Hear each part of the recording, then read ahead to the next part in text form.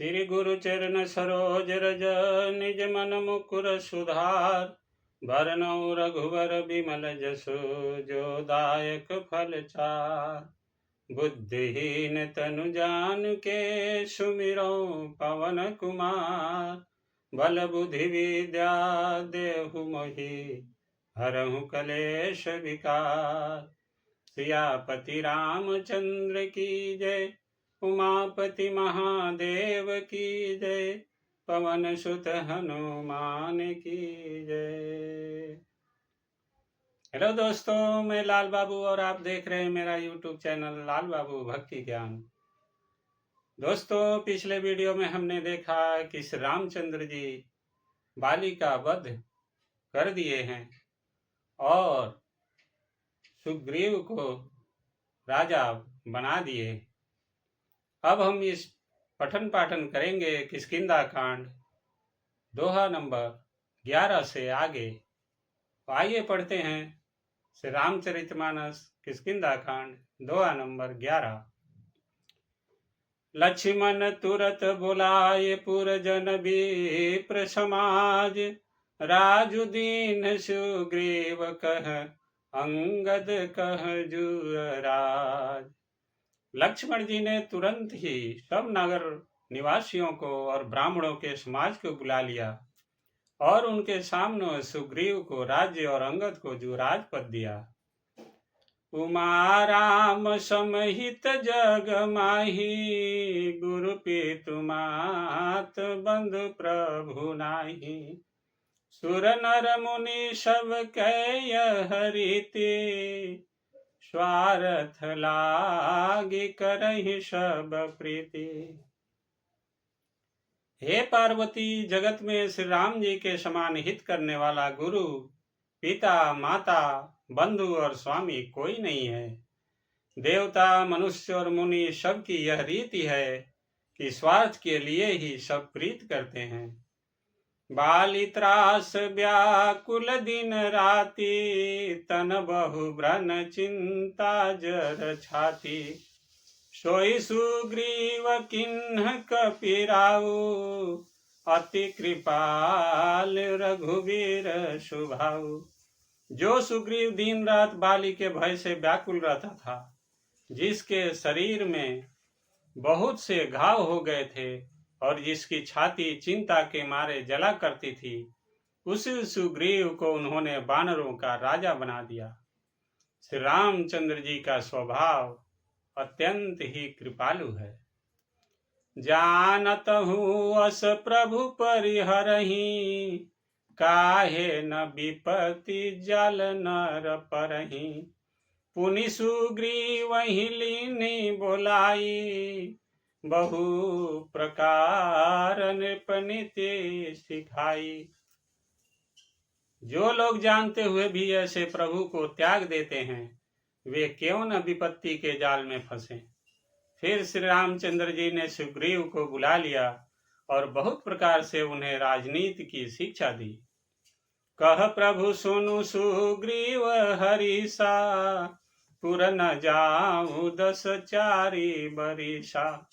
गत ग्रीष्म बरसा ऋतु आई, रही हूँ निकट सल पर छाई। फिर प्रभु ने कहा, हे वानरपति सुग्रीव सुनो, मैं 14 वर्ष तक गांव बस्ती में नहीं जाऊंगा। ग्रीष्म ऋतु बीत कर वर्षा ऋतु आ गई, अतः मैं यहाँ पास ही पर्वत पर टिक रहूंगा। अंगद सहित करहु तुम राजू, संतत हृदय धरहु मम काजू। जब सुग्रीव भवन फिर आए, राम प्रवरन गिरि पर छाए। तुम अंगद सहित राज्य करो, मेरे काम का हृदय में सदा ध्यान रखना। तदंतर जब सुग्रीव जी घर लौट आए, तब श्री राम जी प्रवर्षण पर्वत पर जा टिके। प्रथम ही देवन गिरि गुहा, राख्यउ रुचिर बनाई। राम कृपा निधि कछु दिन, बास कर हिंगे आई। देवताओं ने पहले से ही उस पर्वत की एक गुफा को सुंदर बना सजा रखा था। उन्होंने सोच रखा था कि कृपा की खान श्री राम जी कुछ दिन यहाँ आकर निवास करेंगे।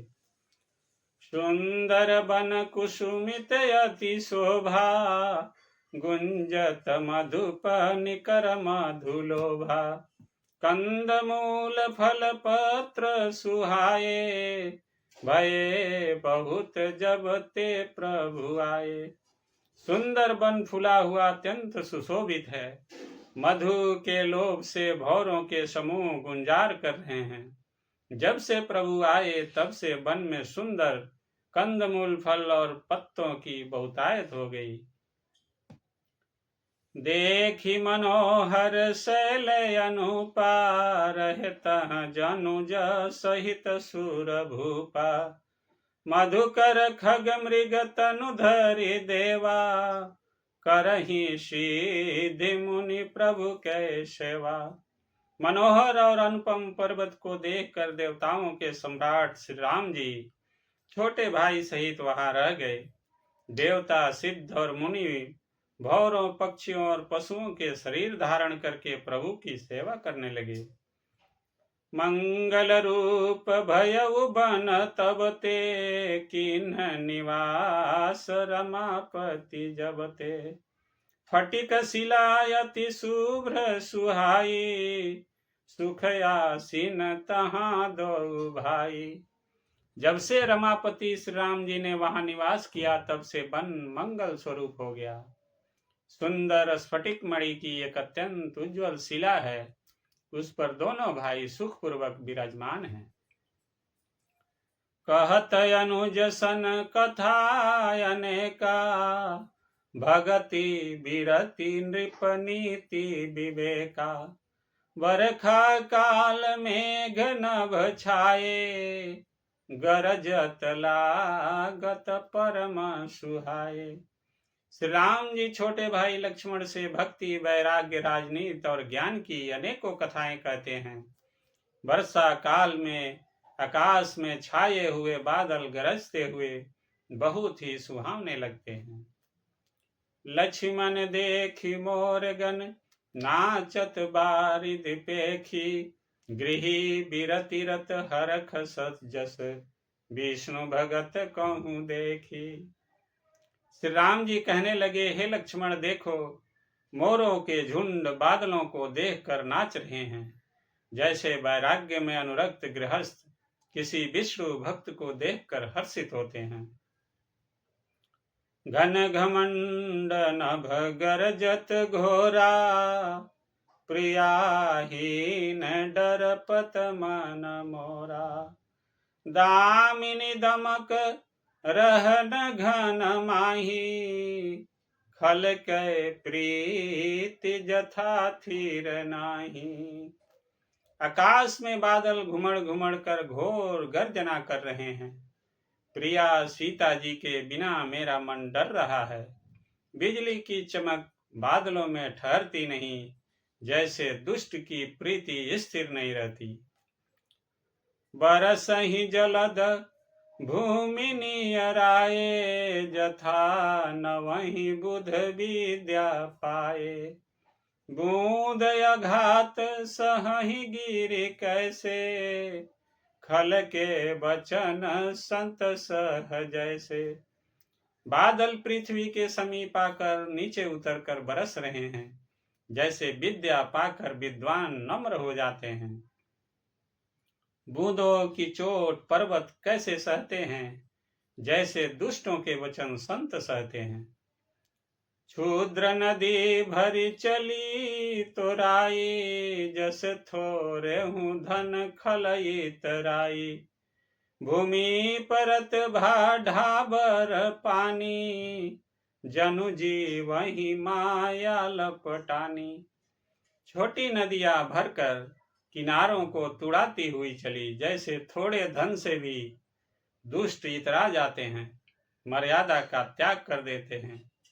पृथ्वी पर पड़ते ही पानी गदला हो जाता है, जैसे शुद्ध जीव के माया लिपट गई हो। समिति समिति जल भरहि तलावा, जिमि सद्गुण सज्जन पहियावा। सरिता जल जल निधि महु जाई, होई अचल जिमि जीव हरि पाई। जल एकत्र होकर तालाबों में भर रहा है। जैसे सद्गुण एक एक कर सज्जन के पास चले आते हैं। नदी का जल समुद्र में जाकर वैसे ही स्थिर हो जाता है, जैसे जीव श्री हरि को पाकर अचल आवागमन से मुक्त हो जाता है। हरित भूमि तृण संकुल, समुझि परहि नहीं पंथ, जिमि पाखंड बाधते, गुप्त हो ही सदग्रंथ। पृथ्वी घास से परिपूर्ण होकर हरी हो गई है, जिससे रास्ते समझ नहीं पड़ते। जैसे पाखंड मत के प्रचार से सदग्रंथ गुप्त लुप्त हो जाते हैं। दादुर धुनि चहु दिशा सुहाई, वेद पढ़हि जनु बटु समुदायी। नव पल्लव भय बिटप अनेका, साधक मन जस मिले विवेका। चारों दिशाओं में मेढकों की ध्वनि ऐसी सुहावनी लगती है, मानो विद्यार्थियों के समुदाय वेद पढ़ रहे हों। अनेकों वृक्षों में नए पत्ते आ गए हैं, जिससे वे ऐसे हरे भरे एवं सुशोभित हो गए हैं, जैसे साधक का मन विवेक ज्ञान प्राप्त होने पर हो जाता है। अर्क जवास पात बीनु भयउ, जस सुराज खल उद्यम गयउ। खोजत कतहु मिलई नहीं धुरी, करई क्रोध जिमि धर्म ही दूरी। मदार और जवासा बिना पत्ते के हो गए, उनके पत्ते झड़ गए। जैसे श्रेष्ठ राज्य में दुष्टों का उत्तम जाता रहा, उनकी एक भी नहीं चलती। धूल कहीं खोजने पर भी नहीं मिलती। जैसे क्रोध धर्म को दूर कर देता है, अर्थात क्रोध का आवेश होने पर धर्म का ज्ञान नहीं रह जाता। शशि संपन्न सोई मही कैसी, उपकारी कै संपत्ति जैसी। निशितम घन घद्योत विराजा, जनु दम्भिन कर मिला समाजा। अन्न से युक्त लहलहाती हुई खेती से हरी भरी पृथ्वी कैसी सुशोभित हो रही है, जैसी उपकारी पुरुष की संपत्ति।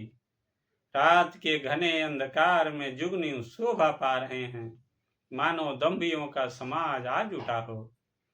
महावृष्टि चले फूटे की यारी, जिमि सुतंत्र भय बिगरहि नारी। कृषि निरावहि चतुर किसाना, जिमि बुध तजहि मोह मद माना।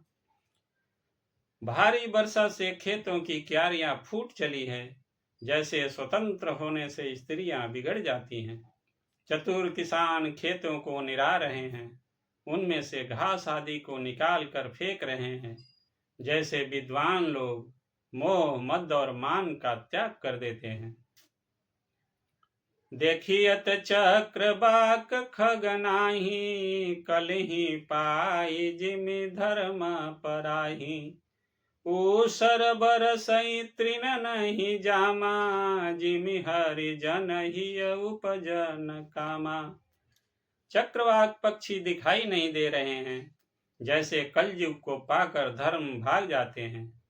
ऊसर में वर्षा होती है, पर वहां घास तक नहीं उगती। जैसे हरिभक्त के हृदय में काम नहीं उत्पन्न होता।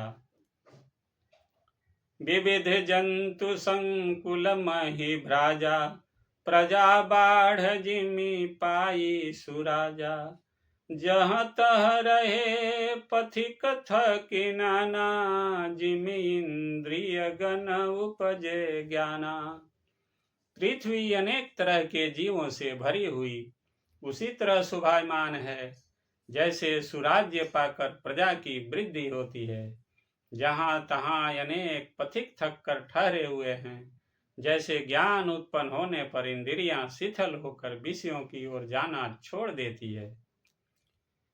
कबहु प्रबल बह मारुत, जह तह मेघ बिलाही, जिमी कपूत के उपजे, कुल सद्धर्म नशाही। कभी कभी वायु बड़े जोर से चलने लगती है, जिससे बादल जहां तहां गायब हो जाते हैं। जैसे कुपुत्र के उत्पन्न होने से कुल के उत्तम धर्म, श्रेष्ठ आचरण नष्ट हो जाते हैं।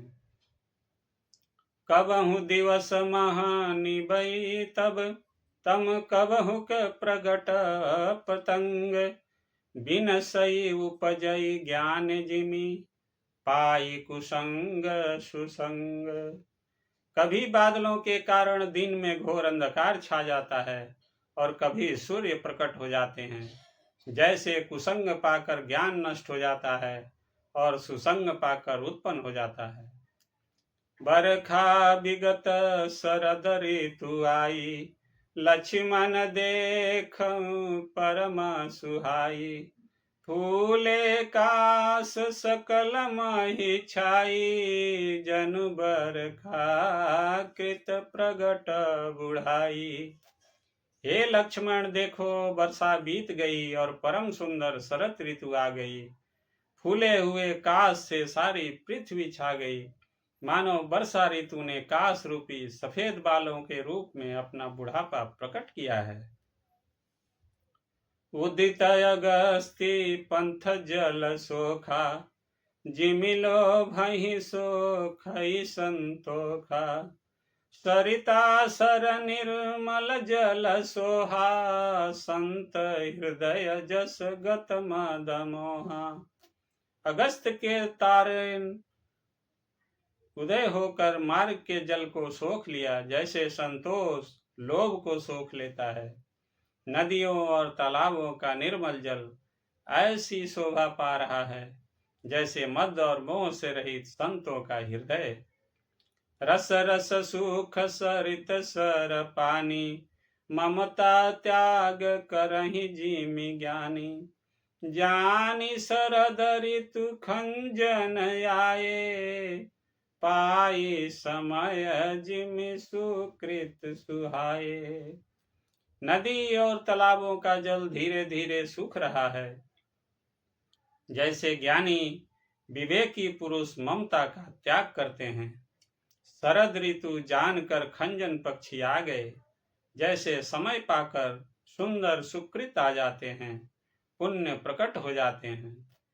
पंकन रेणु सोह असी धरनी, नीति निपुण नृप कै जसी करनी, जल संकोच विकल भई मीना, अबुध कुटुम्बी जिमि धनहीना। न कीचड़ है न धूल, इससे धरती निर्मल होकर ऐसी शोभा दे रही है, जैसे नीति निपुण राजा की करनी। जल के कम हो जाने से मछलियां व्याकुल हो रही हैं, जैसे मूर्ख विवेक शून्य कुटुंबी गृहस्थ धन के बिना व्याकुल होता है। बिनु धन निर्मल सोह आकाशा, हरिजन इव परि हरिष बयासा, कहूँ कहूँ वृष्टि सारदी थोरी, कहू एक पाव भगति जिमि मोरी। बिना बादलों का निर्मल आकाश ऐसा शोभित हो रहा है, जैसे भागवत भक्त सब आशाओं को छोड़कर सुशोभित होते हैं। कहीं कहीं बिरले ही स्थानों में शरद ऋतु की थोड़ी थोड़ी वर्षा हो रही है, जैसे कोई बिरले ही मेरी भक्ति पाते हैं। चले हरखित नगर नृप, तापस बनिक भिखारी, जिमि हरि भगति पाई श्रम, तजहि आश्रमिचारी। बोलिए सियावर रामचंद्र की जय, उमापति महादेव की जय, पवन सुत हनुमान की जय। दोस्तों, आज की कथा यही समाप्त होती है। आगे की कथा अगले वीडियो में पढ़ेंगे। तब तक आप सभी खुश रहिए, स्वस्थ रहिए और आनंदित रहिए। दोस्तों, आप सभी से नम्र निवेदन है कि आप इस चैनल को सब्सक्राइब कीजिए, वीडियो को लाइक कीजिए और दोस्तों के साथ शेयर जरूर कीजिएगा। आप सभी का बहुत बहुत धन्यवाद। जय जय श्री सीताराम। जय श्री राम।